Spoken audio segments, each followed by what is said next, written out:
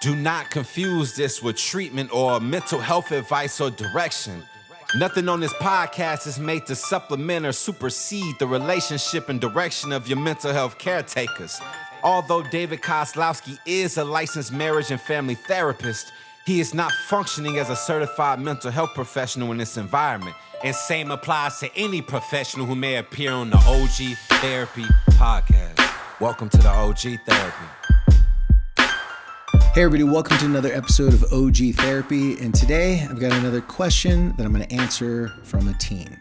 So today's teen question I think is going to be very helpful. This is something that I've shared with adults before. I don't usually share this social health tip with too many teenagers because oftentimes when teenagers ask me this question about the say, they tend to just want to vent, and they're not really open to hear an explanation or a way to prevent this from happening. But in this particular case, this teenager that actually asked me this gave me more background. I could tell they're really intent listening on it or listening to what I had to say. So I'm doing this for them. They know who they are. I'm not going to say who their name is.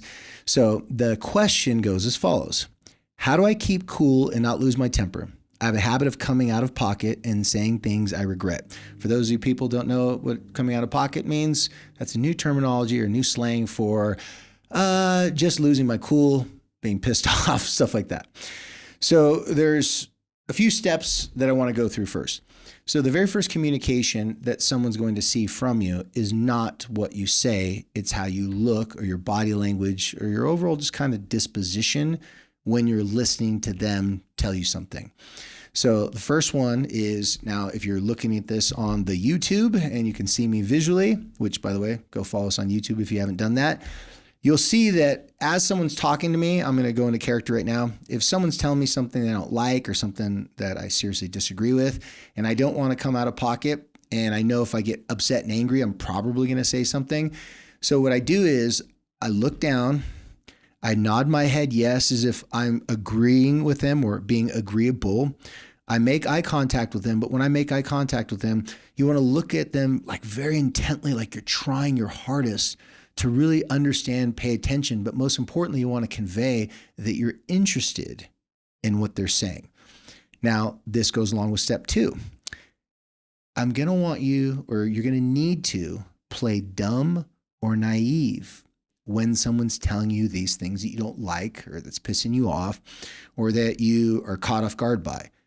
Playing dumb and being naive is not a threat. So let me give you guys a couple examples. If you were to quickly react to, let's say someone is giving you harsh criticism that they think they're helping you, but you don't really like it because you didn't ask them for the criticism. So let's say they're telling you hey, you really need to stop doing this. The reason why you're having all these problems is because X, Y, or Z. What I want you to do is, first step, you look at them intently, okay, you're nodding your head, you're looking down. The reason why you're looking down is looking down and looking up, looking down and looking up. That conveys some sort of contemplation, you're pondering, right? Now, if you look up and look to the side, to the corners, that conveys that you're rolling your eyes. If you're gasping and you're or if you sit there and you have a fake smile, those things are a tell. Those things are a social cue that you're disinterested, you're mad, you're upset, or you don't want to be there in that particular situation.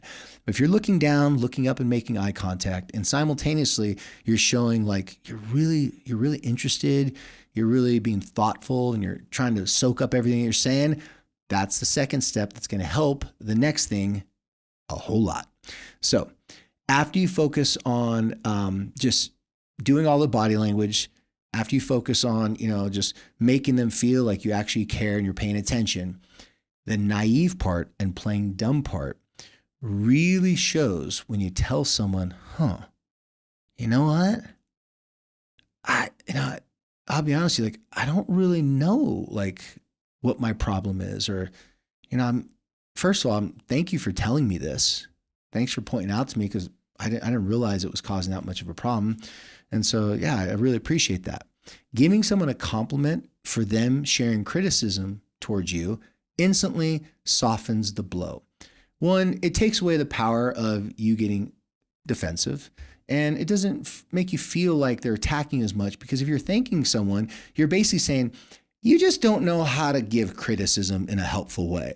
I'm going to give you the benefit of the doubt. So I'm just going to say, Okay, well, I didn't know that. I didn't, gosh, well, thanks for sharing that with me. And when you thank them, you're basically being agreeable with what they're saying, but you're not actually agreeing with the content of what they're saying. You're just saying, I think it's coming from a good place. I know you're trying to help me out.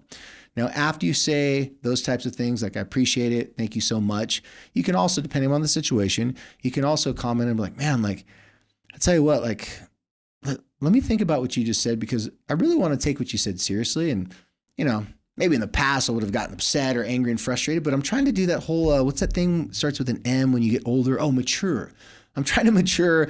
And just let me think about it for a little bit. Now, if time is of the essence, you can just say, hey, like, I didn't realize I was doing that. I really appreciate you pointing out to me, and thanks again for letting me know. And I'll work on that. And if you have any other advice, please let me know. Hey, I got to get going right now, but like, great conversation. The reason why I suggest this, now, when I've told this to some young people before, and even adults, the pushback that I've got from people is like, well, you're being dishonest. Like, you are pissed off. You are angry. Well, I'm saying, okay, well, if everything that pisses you off, that makes you angry, you feel the need to react to, you'll be reacting to a lot of things throughout the day. And if you're not careful, you'll be pissed off because someone cut you off on your way to work.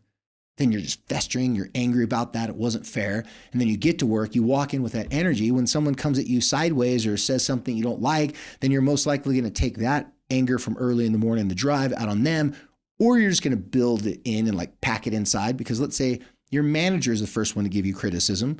Well, you can't say anything to them. So you go throughout the workday and maybe you start texting your kids, or maybe you start texting your spouse, like picking fights with them and saying, well, why'd you do this? Why'd you, like, I'm irritated and frustrated.